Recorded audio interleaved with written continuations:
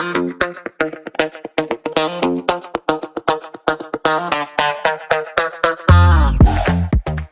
to Secret Studio. I'm super excited about today's guest. Today's guest has worked with amazing names out there, you know, and is a Pro Tools user, has a Carbon as well, and is one of the most humble people that I've met considering what you do. My name is Sebastian Romero. I go by Super Saiyan Mike or SSJ Mike.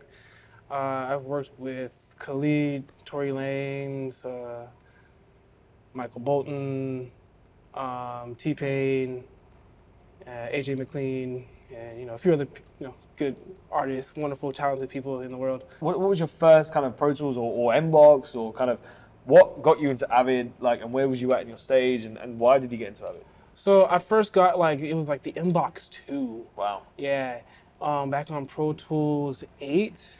I had already been doing a little bit of production in my church, and so I understood just mic signal compression and EQ a little bit. And then using the program, I was like, oh, this kind of like puts it all in one. And it was just, it was very, overwhelming at first. It's a lot of buttons, it's a lot of features and stuff like that. But over time, I started figuring out. Then eventually went to school and then, got a little bit extra, tailored learning towards what I was, pursuing, and just took off from there. The one common thing that I've picked up is Mbox 2.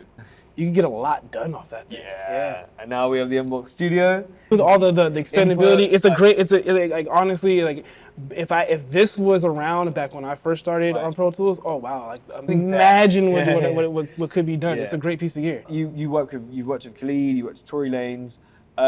How important is a relationship with your artist? It's very important because when the artist respects you as what's your job, and you expect the artist with what they do, it just becomes a whole collaborative, fluid process, I believe, at least from my experience from working with the clients I've worked with.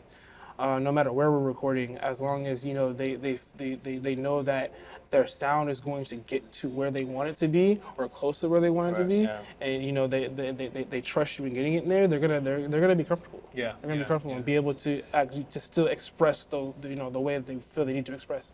A massive thank you for bringing this session. The guy singing on here, his name is Kes Cross.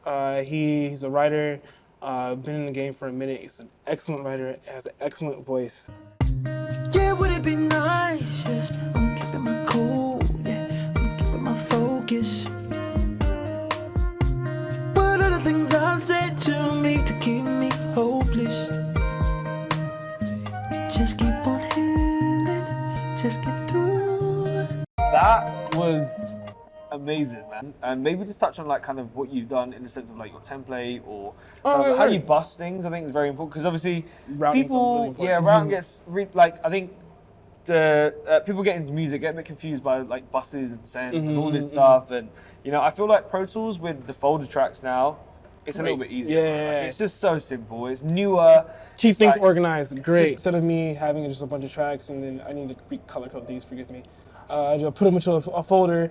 That way I can just collapse them. I can still see everything. Same with the drums. Put them in the folder. I can still see everything. And then, if I wanted to say just solo just the drums, instead of me going here and shift option, selecting them all, and just solo the drums, and then I just have the drums. Wow. And then I don't have to go in, and I can still edit and do everything here. My favorite go-tos is Tape by Softtube. Wow. I just love what it does with drums. Mixed touch right here. Come on, MacBook. Push it a little bit. Have the high boost. Track. And then just gives a little warmth to it. How would you gel stuff together? For me, I really listen to how the frequencies kind of react to each other. A little nerd stuff. I do have I have this Submaster right here where I use the LDR. Lindo 354E, I probably said that wrong. And then this guy, the AMAC. Just to kind of, and this is kind of like my gel, my glue. This is like the gel glue I kind of put on top, just kind of tie everything together. So I have pretty much everything going, kind of broken down to three main stems. I have a music stem, all vocals and all effects. and then that goes to the master or submaster. I kind of keep my submaster at -2. Kind of it gives me headroom that I can kind of forget about if someone's like, oh hey, but boost up so I can boost it up to 0. And my vocal bus is going to the Vol Vocals bus, and then all these effects go into the All Effects bus, and then a little compression.